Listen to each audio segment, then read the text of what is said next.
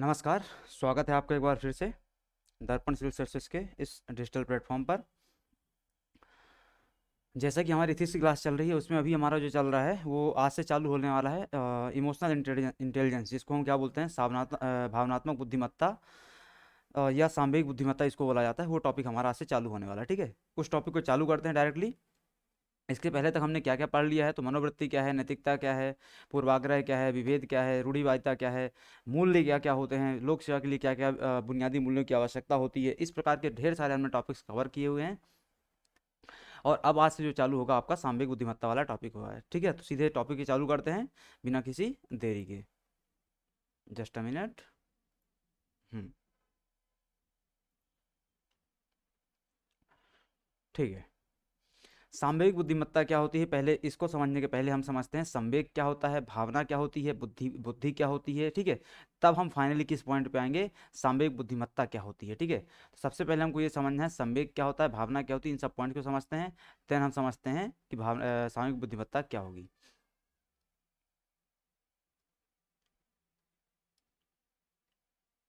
हम्म, आ जाओ। ठीक है, संवेग में आते हैं। संवेग क्या है, तो वुडवर्थ ने संवेग की व्याख्या करते हुए लिखा है कि व्यक्ति की उत्तेजित अवस्था को संवेग कहा जाता है। देखो मनुष्य क्या होता है, मनुष्य का जो मस्तिष्क होता है, मनुष्य का जो मस्तिष्क होता है उसमें कई विभिन्न प्रकार के क्या होते हैं, विचारों का एक क्या होता रहता है, विचार क्या लेते रहते हैं, जन्म लेते रहते हैं। ठीक है, और ये बहुत से विचार क्या होते हैं, मनुष्य के जो चैतन्यता की स्थिति होती है, मनुष्य का जो मन होता है उसको क्या करते हैं, एक उत्तेजना के स्तर पर लेकर के जाते हैं। ठीक है, ये जो उत्तेजना के स्तर पर लेकर जाया जाता है उसको क्या बोला जाता है, कई बार वुडवर्थ के अनुसार संवेग कहा जाता है। ठीक है, देखो इसी संवेग को क्या कहा जाता है, भावना कहा जाता है। इसी संवेग को भावना कहा जाता है। देखो यहाँ पे भावना अलग से दिया हुआ है, लेकिन संवेग और भावना में कोई खास अंतर नहीं होता है, बस क्या होता है, शाब्दिक अंतर होता है, शब्दावली का अंतर होता है। ठीक है, तो वुडवर्थ ने क्या बता दिया कि संवेग क्या है, जो उत्तेजना की एक अवस्था होती है, व्यक्ति की उत्तेजना अथवा मस्तिष्क की उत्तेजना की जो अवस्था होती है वही क्या है, संवेग है। ठीक है, ऑर्थर टी जर्सील्ड ने क्या है संवेग के बारे में क्या लिखा है कि संवेग शब्द आवेश में आने, भड़क उठने तथा उत्तेजित होने की दशा क्या करता है, इंगित करता है। किस चीज को इंगित करता है, संवेग आवेश में आने, ठीक है, मतलब उत्तेजना में आने, भड़क उठने मतलब उत्तेजना की बात हो गई, और उत्तेजना की दशा क्या करता है, वो इंगित करता है। ठीक है, तो आवेश में आते हैं जब जब आप किसी चीज पे भड़कते हैं, मतलब क्या हो रहे हैं आप, उत्तेजना के सर्वोच्च स्तर पे पहुंच रहे हैं, और यही उत्तेजना क्या कहलाती है, आपकी संवेग कहलाती है। और यही उत्तेजना को हम दूसरे रूप में क्या बोलते हैं, भावना के रूप में बोलते हैं। ठीक है, कैसे इसको समझते हैं, तो व्यक्ति की परिस्थितियों, मनोदशा या दूसरों के साथ संबंधों से व्युत्पन्न एक प्रबल अनुभूति तथा तर्क या ज्ञान से भिन्न स्वतः प्रवृत्ति या सहज ज्ञान से उत्पन्न अनुभूति को क्या कहा जाता है, परिभाषित करते हुए क्या कहा जाता है, भावना कहा जाता है। अर्थात व्यक्ति की क्या होती है, एक मनोदशा होती है, मन की स्थिति होती है, मनोदशा मतलब मन की स्थिति होती है, तथा दूसरों के साथ संबंधों से व्युत्पन्न एक प्रबल अनुभूति होती है। ठीक है, मेरा आपके साथ कुछ संबंध है, आपका अपने परिवार के साथ कुछ संबंध है, आपका अपने दोस्तों के साथ कुछ संबंध है। ये जो एक अनुभूति है, ये क्या है, एक किससे उत्पन्न हो रही अनुभूति है, संबंधों से उत्पन्न हो रही अनुभूति है। ठीक है, उसको क्या बोलते हैं हम, एहसास बोला जाता है। संबंधों से उत्पन्न अनुभूति को क्या कहा जाता है, संबंधों से उत्पन्न अनुभूति अथवा भावना को क्या कहा जाता है, एहसास कहा जाता है। ठीक है, जिसमें क्या होता है, तर्कों आदि का कोई स्थान नहीं होता है। जैसे मैं बोलता हूँ ना कि आपके अंदर एक भावना है अपने परिवार के प्रति, प्रेम की भावना हो सकती है, दोस्तों के प्रति घृणा की भावना हो सकती है, अन्य किसी प्रकार की कोई भावना हो सकती है।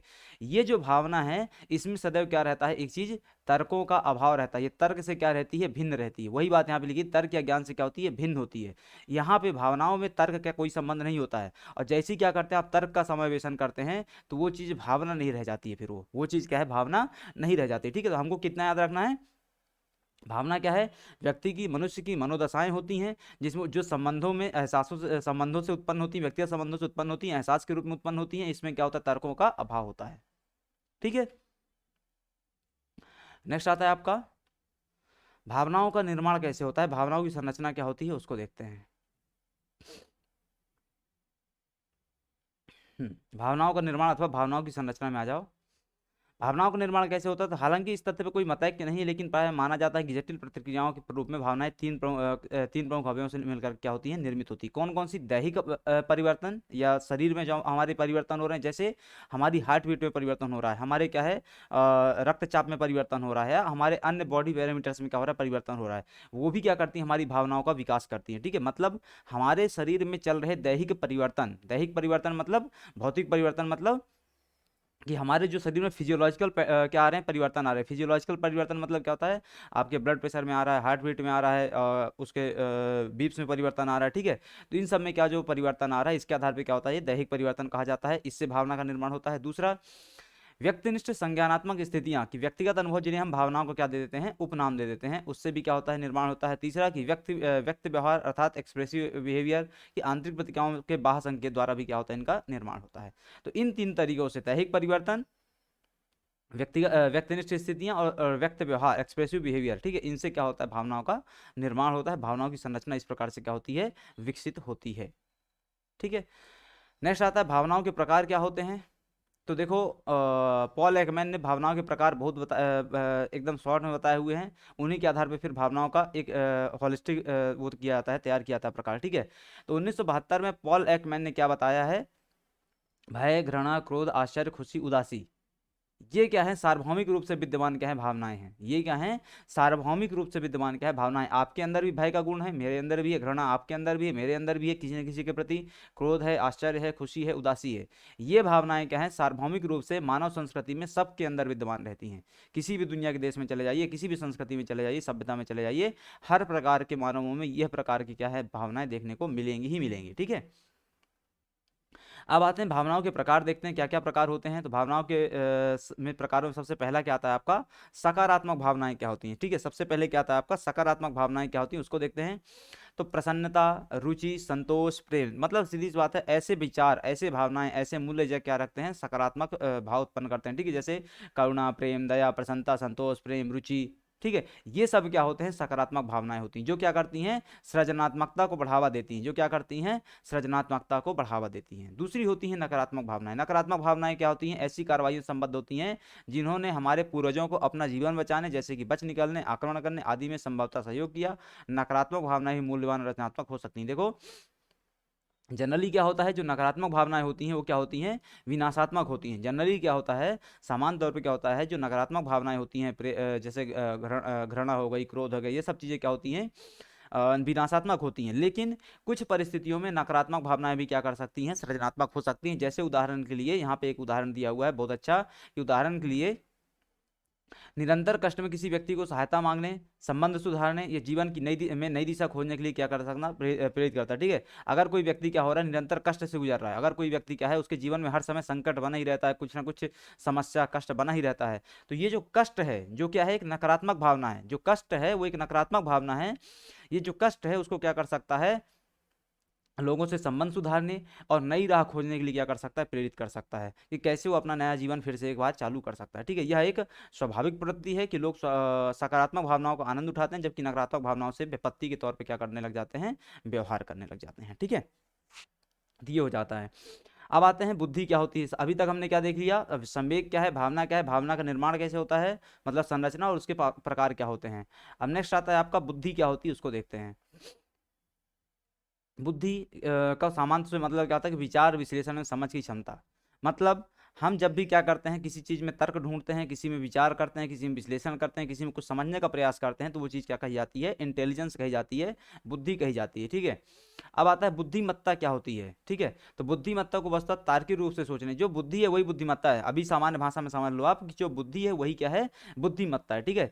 तो क्या हुआ, तार्किक रूप से सोचने, अर्थपूर्ण ढंग से कार्रवाई करने, अपने परिवेश को प्रभावी ढंग से निपटने की एक व्यक्ति की क्षमता को क्या के रूप में क्या किया जाता है, इसको परिभाषित किया जाता है, ठीक है। तो बुद्धि बुद्धि और बुद्धिमत्ता दोनों में एक ही काम किया जा रहा है, चीजों पर विचार किया जाएगा। कैसा विचार, तार्किक रूप से विचार किया जाएगा, विश्लेषण किया जाएगा, समझा जाएगा, तथ्यों की पहचान की जाएगी, और जो उसके आधार पर जो भी चीज निकल जाएगी उसको हम क्या बोलते हैं, बुद्धि अथवा बुद्धिमत्ता बोलते हैं, ठीक है। नेक्स्ट आता है आपका बौद्धिक गुण क्या होता है, बुद्धि लब्धि क्या होती है, आपके लिए इंपॉर्टेंट है 3 मार्कर में।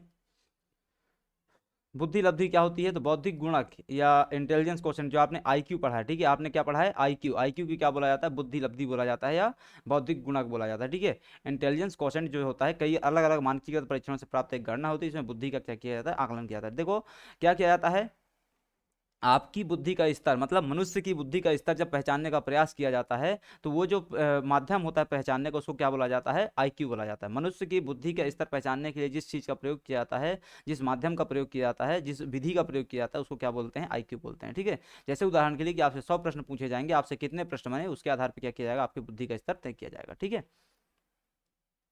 ये क्या होता है आपका आईक्यू। अब आता है सामयिक बुद्धिमत्ता अथवा भावनात्मक बुद्धिमत्ता क्या होती है उसको देखते हैं। ठीक है, तो अपनी तथा दूसरों की भावनाओं को समझने तथा समुचित प्रबंधन करने की क्षमता को भावनात्मक बुद्धिमत्ता कहते हैं। यह मनुष्य के जज्बात परक योग्यता होती है, जिसे क्या कहा जाता है, इमोशनल इंटेलिजेंस के रूप में सूचित किया जाता है। भावनात्मक बुद्धिमत्ता क्या है, सामयिक बुद्धिमत्ता क्या है, कि हमको स्वयं की और दूसरों की भावनाओं को समझना है, उनको क्या करना है, प्रबंधित करना है। हमको स्वयं की भावनाओं को समझना है, दूसरों की भावनाओं को समझना है और उनका एक समुचित प्रबंधन करना है। जब ये काम कर रहे होंगे तो ये चीज क्या कहलाती है, भावनात्मक बुद्धिमत्ता कहलाती है। ठीक है, क्या आता है इसमें आगे और परिभाषा में, कि भावनात्मक बुद्धिमत्ता मनुष्य की क्या होती है, बौद्धिक योग्यता होती है, जिसमें क्या किया जाता है, भावनात्मक बुद्धिमत्ता मनुष्य की क्या होती है, देखो नाम में क्या है, भावनात्मक बुद्धिमत्ता, मतलब भावना भी रहेगी और बुद्धि भी रहेगी। तो ये क्या है, बौद्धिक योग्यता है, जिसमें भावनाओं अथवा संवेगों एवं आवेगों को क्या किया जाता है, समझते हुए प्रत्येक स्थिति में बौद्धिक निर्णय लिया जाता है। वह व्यक्ति की स्वयं की जन समुदाय की संभावनाओं को क्या कर सकते हैं, समझ पाते हैं। ठीक है, तो हमको एक ऐसा निर्णय लेना है, ऐसा बौद्धिक निर्णय लेना है जिसमें क्या रहेगा, भावनाओं का समावेशन रहेगा। ठीक है, तो ये जिस स्थिति जब की जाएगी, ये जब स्थिति उत्पन्न होगी, ये जो काम किया जाएगा उसको क्या बोलेंगे हम, पारिभाषिक तौर पे भावनात्मक बुद्धिमत्ता बोलेंगे, सांविक बुद्धिमत्ता बोलेंगे, इमोशनल इंटेलिजेंस बोलेंगे। ठीक है,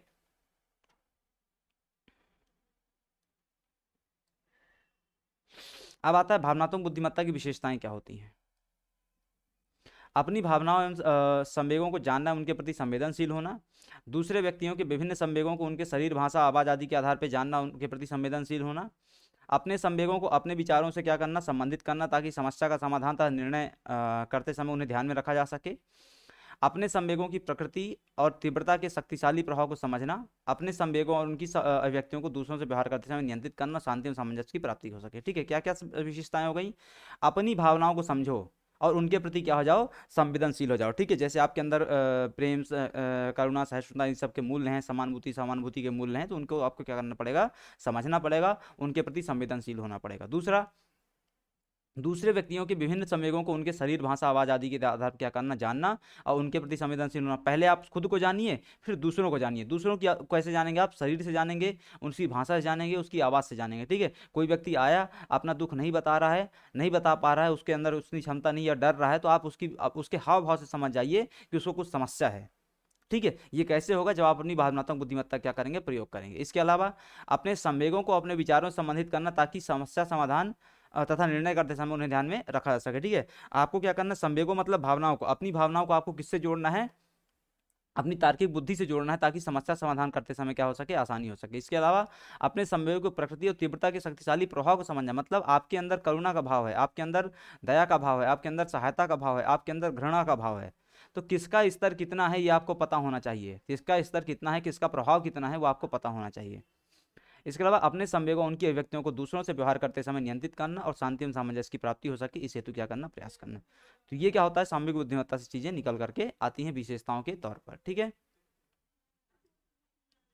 अब आता है बुद्धि अथवा संवेग या भावनाओं में समन्वय न होने से क्या क्या हानियां हो सकती हैं। मतलब आपने अगर अपनी बुद्धि को अपनी भावना से समन्वित नहीं किया, आपने भावनात्मक बुद्धिमत्ता के सिद्धांत का पालन नहीं किया, तो क्या क्या समस्याएं हो सकती हैं। ठीक है, बुद्धि को भावना से न जोड़ने पर निर्णयों को संवेग प्रभावित करने में क्या हो जाएंगे, सफल हो जाएंगे। मतलब हो क्या रहा था, आपको बुद्धि को जोड़ना था किससे, भावना से जोड़ना था। मतलब आप जो भी निर्णय करेंगे उसमें इन दोनों का प्रभाव देखने को मिलेगा।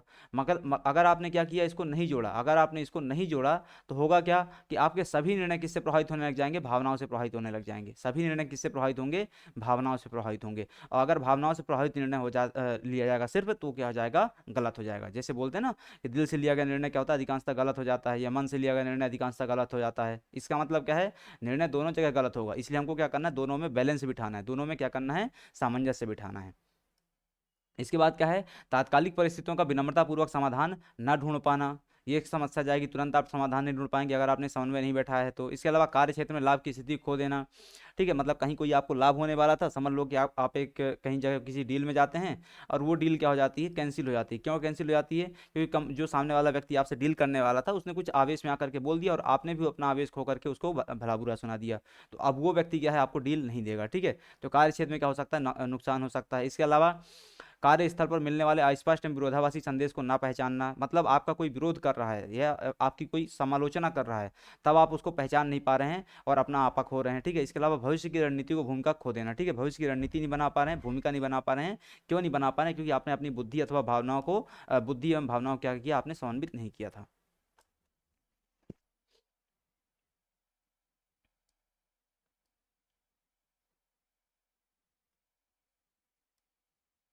नेक्स्ट क्वेश्चन है आपका, भावनात्मक बुद्धिमत्ता और बौद्धिक गुणा की तुलना। भावनात्मक बुद्धिमत्ता बौद्धिक गुणा की तुलना में अधिक मायने क्यों रखती है? क्या प्रशासन में भावनात्मक बुद्धिमत्ता की आवश्यकता है? ये सब अलग अलग टॉपिक हैं।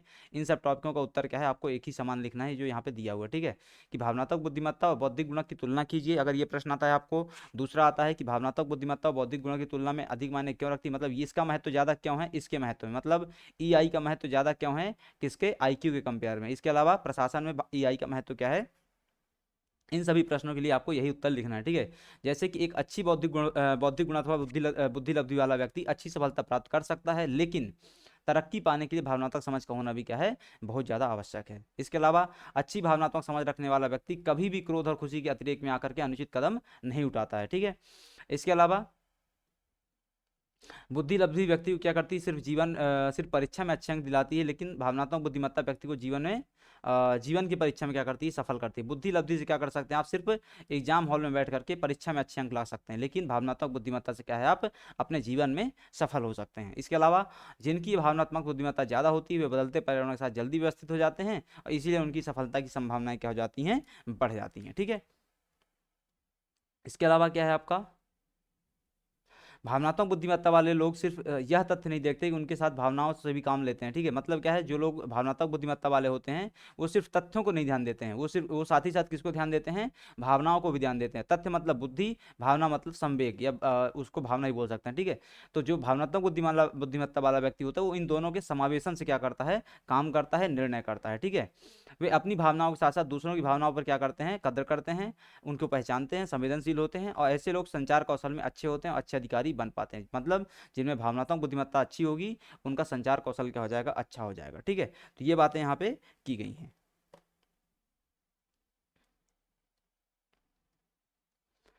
अब आता है भावनात्मक बुद्धिमत्ता और बुद्धि लब्धि में अंतर क्या होता है। ठीक है, सबसे पहले आता है आपका अंतर परिभाषा के तौर पे। परिभाषा के तौर पे जो अंतर आता है वो सिंपल सा क्या रहता है, परिभाषा के तौर पे कि भावनात्मक बुद्धिमत्ता से अपनी तथा दूसरों की भावनाओं को हम समझते हैं, ये हमने परिभाषा में डिस्कस कर लिया था। ईआई की भावनात्मक संवेग बुद्धिमत्ता है भावनात्मक बुद्धिमत्ता में।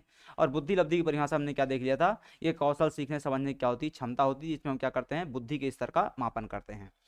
दूसरा आता है इसका संबंध भावनाओं से होता है। इसका संबंध किससे होता है, सीखने एवं समस्याओं के समाधान से होता है। इसका संबंध किससे है, सीखने एवं समस्याओं के समाधान से है। इसका संबंध भावनाओं को समझने और उनके प्रबंधन से है। ठीक है, इसके बाद क्या आता है आपका, योग्यता आती है। योग्यता के तहत क्या बातें की गई हैं, तो अगर हम इमोशनल इंटेलिजेंस की बात करें तो उसमें योग्यता का क्या स्थान रहता है, तो नेतृत्व की क्षमता संबंध प्रबंधन टीम का वर्क का क्या होता है, विकास होता है। ठीक है, योग्यता के तहत क्या होता है आपका, नेतृत्व की क्षमता का विकास होता है। अगर आप क्या करेंगे, ईआई का पालन करेंगे तो नेतृत्व क्षमता आएगी। यहाँ पे क्या होगा, आपके अंदर विश्लेषण एवं अनुसंधानों का मूल्य क्या होगा, विकसित होगा। ठीक है, तो ये योग्यता आपके अंदर विकसित होगी किसके तहत, आईक्यू के तहत।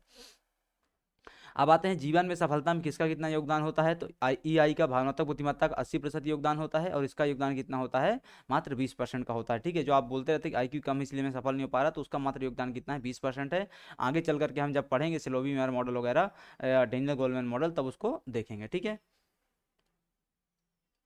इसके बाद आता है प्रधानता किसकी होती है, तो प्रधानता के तौर पे इसमें क्या होती है, प्रेम करुणा दया की प्रधानता होती है। इसमें कौशल और विश्लेषण क्या होती है, प्रधानता होती है, हमने पीछे देख लिया था। सीखा क्या जाता है, इसमें समाज में रहकर सीखते हैं। ईआई को कहाँ सीखते हैं, हम समाज में रह करके सीखते हैं, जबकि ये क्या होता है, कॉलेज यूनिवर्सिटी समाज, कॉलेज होता है, यूनिवर्सिटी होता है, यहाँ इसको क्या किया जाता है, सीखा जाता है। ठीक है, इसके लिए समाज की कोई ज़रूरत नहीं होती है। इसके अलावा संबंधित किससे होता है, तो ईआई का संबंध किससे होता है, सामाजिक जीवन संबंध होता है, जबकि ये क्या होता है, व्यक्तिगत जीवन संबंध होता है। ठीक है, इसके अलावा उदाहरण क्या है, एक समझ लो कि एक राजनीतिक व्यक्ति जो होता है ज़्यादा पढ़ा लिखा नहीं होता है, लेकिन वो जीवन में अपने सफल हो जाता है। क्यों, क्योंकि उसके अंदर क्या होती है, भावनात्मक बुद्धिमत्ता का सर्वोच्च स्तर होता है। जबकि कक्षा में हमेशा टॉप करने वाला व्यक्ति अपने जीवन में सफल हो जाएगा, ऐसा कोई आवश्यक नहीं है। ठीक है, तो ये क्या होता है, भावनात्मक बुद्धिमत्ता और ईआई में, उसमें आईक्यू में क्या होता है, बुद्धि लब्धि में अंतर होता है। अब आते हैं भावनात्मक बुद्धिमत्ता का विकास कैसे होता है। भावनात्मक बुद्धिमत्ता के विकास को अलग अलग स्तरों में समझ सकते हैं। इसमें क्या आता है, परिवार आता है। परिवार में क्या, परिवार, स्कूल, समाज से प्राप्त मूल्य जैसे सहयोग, प्रेम, परोपकार, त्याग, न्याय आदि विकास पर क्या होता है, भावनात्मक बुद्धिमत्ता का प्रभाव पड़ता है। मतलब ये विभिन्न प्रकार के सहयोग, प्रेम, परोपकार, न्याय, त्याग, ये सब जो मूल्य हैं हमको कहाँ से देख सीखने को मिल जाते हैं, परिवार के स्तर पर सीखने को मिलते हैं, स्कूली पाठ्यक्रम से सीखने को मिलते हैं या शिक्षकों द्वारा, और समाज के द्वारा सिखाए जाते हैं। ठीक है, समाज से हमें क्या कर सकते हैं, इनको सीख सकते हैं। इसके बाद क्या है दूसरा, कि स्कूली पाठ्यक्रम में दार्शनिक विचारक, समाज सुधारकों के विचारों, उनके जीवन को परिचय क्या किया जाता है, शामिल किया जाता है। उससे भी इनको क्या किया जा सकता है, भावनात्मक बुद्धिमत्ता का विकास हो सकता है। इसके अलावा मीडिया एवं अन्य माध्यमों द्वारा सकारात्मक भावनाओं का संप्रेषण करके, मतलब मीडिया क्या करे, अच्छी चीज़ों का प्रचार प्रसार करे, उससे भी क्या हो जाएगा, इसका विकास हो जाएगा। इसके अलावा भारतीय दर्शन जैसे वेद, पुराण, उपनिषद, भगवत गीता का निष्काम कर्म, इस प्रकार की चीज़ें भी क्या करनी चाहिए, पढ़ाई जानी चाहिए, जिससे क्या हो सकता है, भावनात्मक बुद्धिमत्ता का विकास हो सकता है। और साध्य साधन की पवित्रता का बोध कराना चाहिए। साध्य साधन की पवित्रता क्या होती है, साध्य मतलब होता है जीवन का अंतिम लक्ष्य, साधन मतलब होता है उस अंतिम लक्ष्य तक पहुंचने का मार्ग। ठीक है, तो व्यक्ति को हमको क्या बताना है कि तुम्हारा जो जीवन का लक्ष्य है वो क्या होना चाहिए, सदैव क्या होना चाहिए, स्पष्ट होना चाहिए, नैतिक होना चाहिए। कैसा होना चाहिए, वो नैतिक होना चाहिए। जीवन का जो तुम्हारे लक्ष्य है वो कैसा होना चाहिए, नैतिक होना चाहिए। तो उस पर जो उस पर जो व्यक्ति चलेगा वो सदैव क्या चलेगा, नैतिक मार्ग पर ही चल कर क्या करेगा, वो नैतिक मार्ग पर चलकर ही क्या कहाँ तक पहुंचेगा, अपने नैतिक लक्ष्य तक पहुंचेगा। ठीक है, तो ये साध्य साधन की पवित्रता क्या कराना चाहिए, व्यक्ति को बोध कराया जाना चाहिए। अब ये जो भावनात्मक बुद्धिमत्ता है, इसके विकास के संबंध में एक मॉडल प्रचलित है, उसको क्या बोला जाता है, SEL मेथड बोलते हैं। ठीक है, क्या बोलते हैं, SEL मेथड बोलते हैं। क्या होता है एसईएल में, सोशल इमोशनल लर्निंग, क्या बोला जाता है इसको, सोशल एंड इमोशनल लर्निंग। तो अमेरिका के कई स्कूलों एवं विश्वविद्यालयों में एसईएल मेथड द्वारा बच्चों में भावनात्मक बुद्धिमत्ता का विकास किया जा रहा है। इसमें निम्न स्तर पर भावनात्मक बुद्धिमत्ता का विकास किया जाता है। कैसे, निम्न स्तरों पर। ठीक है, निम्न स्तरों पर कैसे किया जाता है, तो प्रारंभिक कक्षा में, माध्यमिक कक्षा में, उच्च कक्षा में। ठीक है, कैसे क्या किया जाता है, ये कहाँ चल रहा है प्रक्रिया, अमेरिका में चल रही। पूरा फॉर्म नाम क्या होता है, सोशल इमोशनल लर्निंग होता है। ठीक है, इसके तहत क्या क्या किया जाता है, सबसे पहले समझो। हम्म, प्राथमिक स्तर पर क्या किया जाता है, बच्चों को सटीक मनोभाव को पहचानना सिखाया जाता है। मतलब बच्चों को हम ये सिखाते हैं कि प्रेम का मूल्य क्या है, करुणा का मूल्य क्या है, दया का क्या है, भावना, समानुभूति क्या होती है, सहानुभूति क्या होती है, इन चीज़ों को पहचानना सिखाया जाता है। मतलब सिर्फ पहले स्तर पर क्या किया जाता है, प्रारंभिक स्तर पर मूल्य क्या होते हैं वो पहचानना सिखाया जाता है। कैसे, ऑडियो वीडियो लर्निंग के माध्यम से। मतलब कुछ ऑडियो सुनाए जाएंगे, कुछ वीडियो दिखाए जाएंगे, उनके माध्यम से क्या किया जाता है, विकास किया जाता है। ठीक है, दूसरा, माध्यमिक स्तर पे क्या किया जाता है, तो समानुभूति का अभ्यास कराया जाता है। समानुभूति का अभ्यास कैसे, इसका प्रयास किया जाता है कि बच्चा दूसरों की भावनाओं को महसूस कर सके, उसकी मानव स्थिति क्या कर सके, समझ सके। ठीक है, पहले आपने क्या कर लिया, भावनात्मक बुद्धिमत्ता के विकास के लिए प्रारंभिक चरण पे भावनाओं को समझना पहचानना सिखाया। फिर दूसरे स्तर पर क्या कर रहे हैं आप, समानुभूति के माध्यम से समानुभूति गुण का विकास कर रहे हैं। और उच्च कक्षाओं के स्तर पर क्या करते हैं आप, तनाव की स्थिति में भावनाओं का प्रबंधन में विवादों का सामंजस्यपूर्ण समाधान निकालने पर जोर दिया जाता है।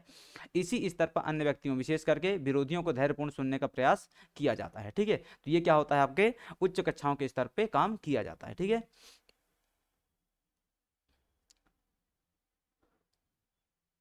अब आते हैं यहाँ पे सांवेगिक बुद्धिमत्ता के विकास संबंधी मॉडल क्या है, तो दो मॉडल चलते हैं। पहले उसके आप उनके बारे में बेसिक समझ लेते हैं, तब आगे बढ़ते हैं। ठीक है, सबसे पहले इसमें क्या आता है, तो ऐतिहासिक तौर पे यह माना जाता था कि व्यक्ति की सफलता बौद्धिक पक्ष पर क्या करती है, निर्भर करती है। मतलब व्यक्ति को अपने जीवन में सफल होना है तो उसके लिए क्या होना चाहिए, हाई IQ होना चाहिए। ये क्या होता है, बौद्धिक पक्ष। बौद्धिक पक्ष मतलब हाई IQ होना चाहिए।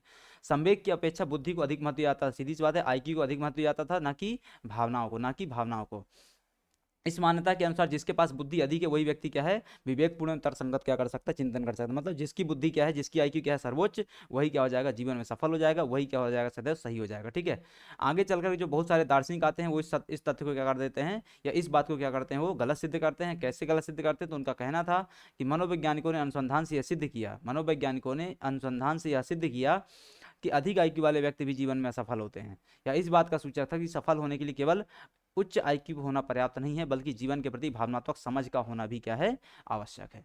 ठीक है, तो अगर आपको अपने जीवन सफल होना तो IQ के साथ क्या चाहिए होगा, आपको EI की भी आवश्यकता पड़ेगी। ठीक है, मतलब बुद्धि लब्धि के साथ साथ इमोशनल इंटेलिजेंस की भी क्या पड़ती है, आपको आवश्यकता पड़ती है।